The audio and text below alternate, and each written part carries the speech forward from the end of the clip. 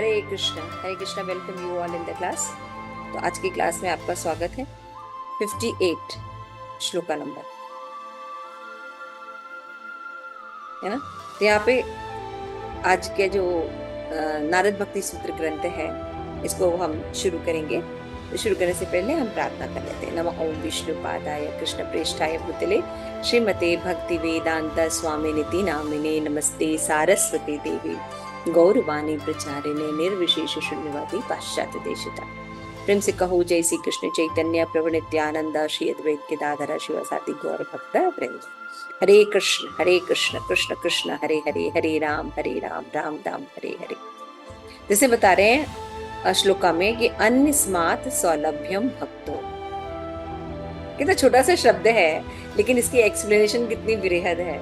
और अन्य शास्त्रों से जब हम देखें, श्रीमद् भागवतम में और आगे जो चीजें गीता से अगर मिक्स करके देखें, तो इसकी बहुत अच्छा मनन पॉइंट हो सकता है ना। इसे बहुत कुछ सीखने को भी मिलेगा। तो छोटे पैकेट में बड़ा धमाका, जैसे मैं पूरे सीरीज में कहती चली आ रही हूँ कि इन जो विद्वान होते हैं उनकी दोनों स्पेसिफिकेशन होती है कि एक पॉइंट में भी बोल सकते हैं, शॉर्ट भी कर सकते हैं और विस्तार भी कर सकते हैं।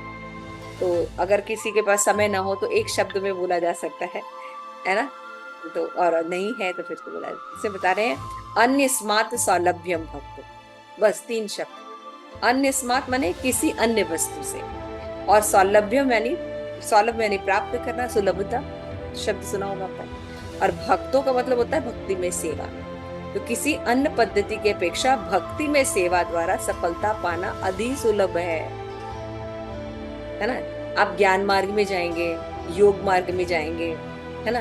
तो अन्य मार्ग जो है, कर्म मार्ग है, योग मार्ग है, ज्ञान मार्ग है, और भी जो अन्य मार्ग है, उन मार्गों में जो भक्ति में सेवा द्वारा जो सफलता प्राप्त होती है ना, उसकी तुलना नहीं की जा सकती। भक्ति में सरल भी है और उच्च लाभ भी मिलता है। बाकी पथों में पद भी कठिन है और सर्वश्रेष्ठ लाभ भी नहीं है ना। ज्ञान मार्ग में तो कितना डिफिकल्ट है ना, पढ़ते रहना, ज्ञान लेना इतना आसान नहीं होता है ना। और फिर भी लाभ क्या होता है? मोक्ष, मैक्सिमम लाभ। तो देखिए कितना क्लिष्ट भी है, सब कुछ व्यक्ति भी छोड़ भी देता है और फिर उसको मिलता क्या है? फिर से भौतिक जगत में वापस आना। अच्छा, कर्मयोग कर्मी जो होते हैं, कर्मी में क्या होता है? हम स्वर्ग लोक तक जाते हैं। मैक्सिमम कहाँ जा सकते हैं? स्वर्ग लोक तक जा सकते हैं। Again you have to come back, क्योंकि स्वर्ग लोक में आप अगर कर्म करते हैं तो वो कर्म भौतिक, जैसे पृथ्वी पर रह के हमारा एड ऑन होता है ना, कि अच्छा करेंगे तो अच्छा, बुरा करेंगे तो बुरा, ऐसा मिलता है फल। लेकिन स्वर्ग में ऐसा नहीं होता। समझते हैं आप इस चीज को? स्वर्ग में आप एड ऑन नहीं कर सकते, है ना। और उसी तरह से कर्म का फल नहीं लगता, और उसी तरह नरक में भी नहीं लगता कि आप अच्छा कर्म करेंगे वहां पे तो आप अच्छे लोगों को चले जाएंगे। ऐसा नहीं हो सकता, ये पृथ्वी पर ही हो सकता है। क्लियर हो रहा है? तो यहाँ पे यही बता रहे हैं कि जो भक्ति है, अगर अन्य मार्ग आप देखेंगे तो भक्ति अधिक सुलभ है। वो कृष्ण प्रेम भी प्रदान करती है और मार्ग भी कितना इजी है ना। 7 मुखे ही जिह्वा दो काम करने हैं, कीर्तन करना और प्रसाद खाना। किसको नहीं करना? एक बच्चा भी कर सकता है। तो इसको करना बहुत आसान है।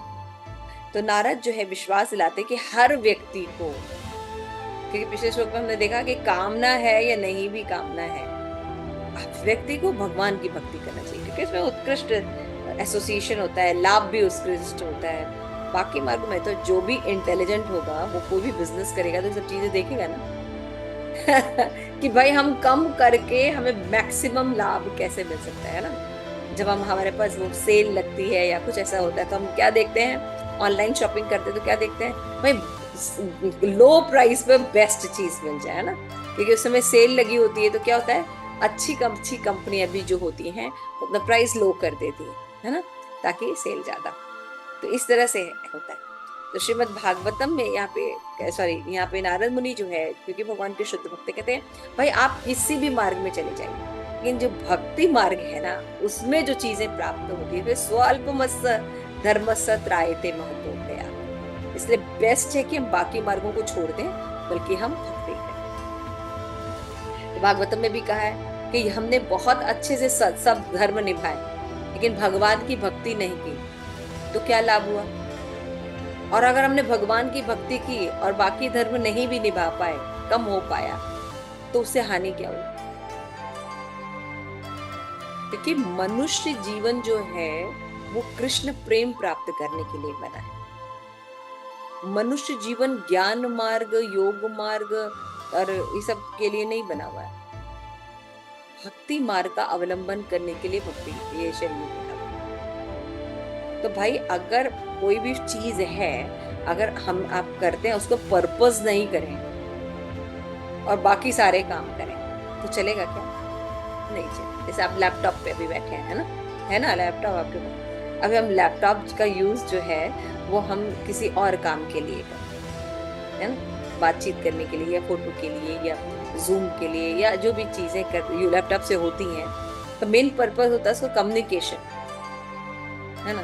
तो कम्युनिकेशन ना करके हम उसका जो यूज है वो कपड़े धोने में करें, कि लैपटॉप से जो है वो वॉशिंग मशीन की तरह जैसे कपड़ा अंदर चला जाएगा और सारे कपड़े धुल जाएंगे, ऐसा कुछ सिस्टम होना चाहिए लैपटॉप में, एक स्विच दबाएं और सब कपड़े धुल जाए।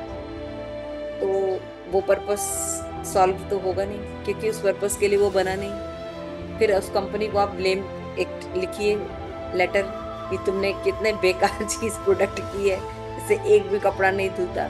तो क्या तुम पागल हो क्या? लैपटॉप से कहीं कपड़े धुलते हैं क्या?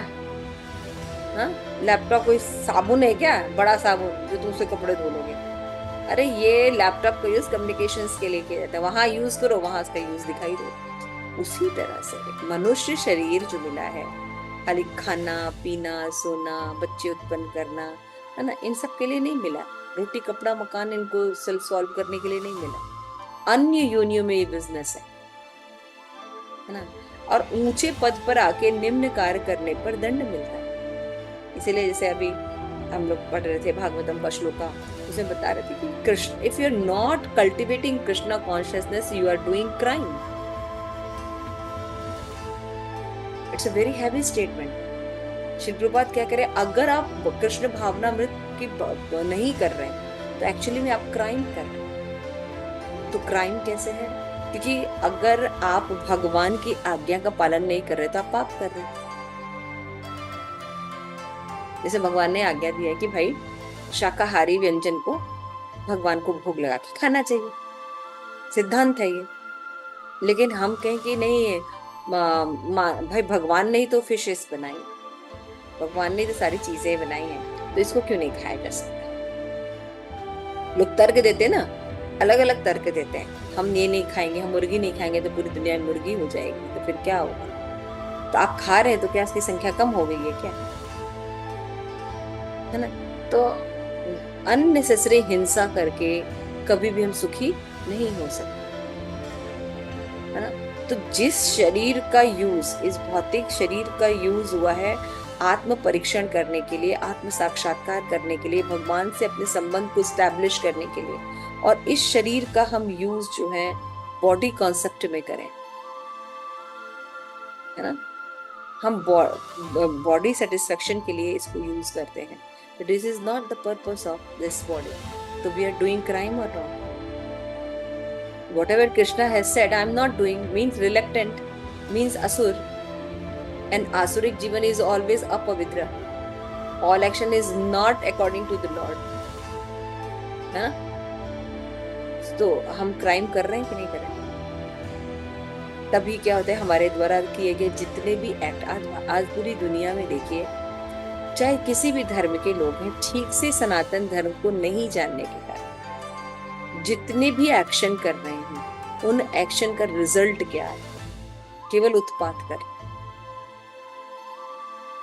और कृष्ण भावना भावित जो लोग होते हैं उनको सही सर्कल, सही चक्र पता चलता है, इसलिए वो भगवान के नियमों के चलने में पालन करते हैं। इस मनुष्य जीवन का जो पर्पस है उसको करते हैं, बाकी लोग पर्पस ही सॉल्व नहीं करते, है ना। तो यहाँ पे क्या है, प्राणेशु अल्पाय सब कलास्वनी युगे जना मद मंद सुमंद मतयो गत्या मद भाग्या उपगत। कलयुग के लोग बहुत मंद हैं, देख रहे हैं कि सब गिर रहे हैं लेकिन फिर भी सोचते नहीं, है ना। तो इस युग के लोगों का जो लक्षण है वो है कि वो आध्यात्मिक जीवन के प्रति जरा भी इंटरेस्टेड नहीं रहे, है ना। सब चीज देख कर भी उनके अंदर नहीं होगा। तो सत्य युग में लोग ज्यादातर सतोगुणी होते थे, शांतिप्रिय और धार्मिक होते थे, भक्ति अच्छी से करते थे। तो कहा जाता है कि वाल्मीकि ऋषि ने रामायण लिखने से पूर्व 60,000 वर्षों तक ध्यान लगाकर तपस्या की थी। ऐसे कर्दम मुनि ने सहस्त्रों वर्ष तक तपस्या की थी, है। त्रेता युग में दापर युग में मानव समाज का पतन हो गया।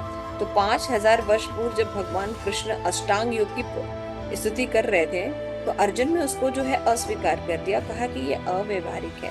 हमें आजकल अपने द्वारा योग पद्धति भव्य धारणा को बनाए नहीं रखता, अपनी अध्यात्म की अपनी लुप्त प्राय स्थिति को तत्व को समझ करना चाहिए। ये सरल मार्ग है, भक्ति का मार्ग सरल है, बाकी मार्ग में ऐसा अब नहीं किया जाता। अभी अब कहिए आप किसी को कि अभी जाके तुम वो करो, तपस्या कर लो, थोड़ा सा ध्यान कर लो, तो ना मन चंचल है, आप नहीं कर सकते। तो क्या है, कलयुग में हरिनाम के उच्चारण के अतिरिक्त अन्य कोई प्रभावशाली माध्यम नहीं रह गया तो बेस्ट रिजल्ट देता है। हरिनाम चैंटिंग करके आपको भगवत प्रेम प्राप्त होगा, भगवान से संबंध स्थापित हो, जो पर्पस है ह्यूमन लाइफ का वो सॉल्व हो रहा है। बाकी से पर्पस सॉल्व नहीं हो रहा है, उतना कठिन भी है, इतना पहाड़ चलना, योग करना, मतलब कितना कठिन काम है, लेकिन उससे पर्पस भी सॉल्व होता है। इसलिए कलर दोष निधे राजन अस्ति एक महान गुना, कीर्तना देव कृष्ण से मुक्त संग परम प्रचे। तो इसलिए देखना चाहिए कि सब जगह तो कलयुग में दोष है, लेकिन एक ही महान गुण है, यानी इस जो बुद्धिमान होगा वो क्या देखेगा, महान गुण, और उसको ले लेता है। लेकिन क्या यहाँ पे देख रहे हैं कि यदि कोई व्यक्ति गंभीर पूर्वक कर्म योग ज्ञान या अष्टांग योग का मार्ग अपनाए भी तो अनेक कठिनाइयों का सामना करना पड़ता है। जैसे ज्ञानी ज्ञान के लिए, ज्ञान की संग्रह करने के लिए कितना आसक्त होता है और परम सत्य के में समा जाने का प्रयास करता है ना। मोक्ष उसका मेन लक्ष्य।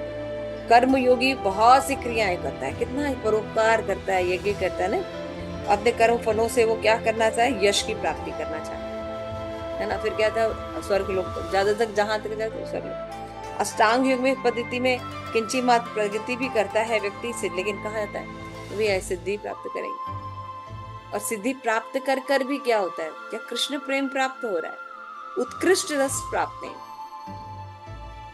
किंतु भक्ति स्वभाव में इंद्रिय क्रिया कामनाओं को भी शुद्ध कर देती है और कर्म ज्ञान में योग सीढ़ी के प्रत्येक पग पर कष्ट पूर्वक मंद गति से विकास होता है और भक्ति में तीव्रता पूर्वक आनंद के साथ विकास होता है। मैंने बोला कि भक्ति में प्रोसेस क्या है, भगवान का नाम की चैंटिंग करना है, कीर्तन करना है ना, और भगवान का प्रसाद खाना है। भाई किसके लिए दिक्कत होगा, कोई भी अपने जहां स्थित है वही कर सकता है, नहीं। जैसे भगवान कृष्ण कहते हैं देवी ऐसा गुणमयी मम माया दुरस्त्या, लेकिन माया के प्रभाव के कारण जो है लोग नहीं समझ पाते। और ये भी छोटी सी बात समझ में नहीं आती कि भगवान ने कहा कि जब तक मेरी शरण ग्रहण नहीं करोगे इस माया से नहीं निकल सकते। क्लियर इंस्ट्रक्शन भगवान की, समझना चाहिए। इसीलिए यहाँ पे नारद मुनि कह रहे हैं अन्य स्मात सौलभ्यम भक्तो, अन्य मार्ग में सुलभ नहीं है भक्ति मार्ग। भक्ति मार्ग सरल भी है और सही गति भी प्रदान। इसलिए मतलब क्या, इसका कहने का क्या मतलब है, यही करो यही करो। Thank you so much. Shri Prabhupada की जय।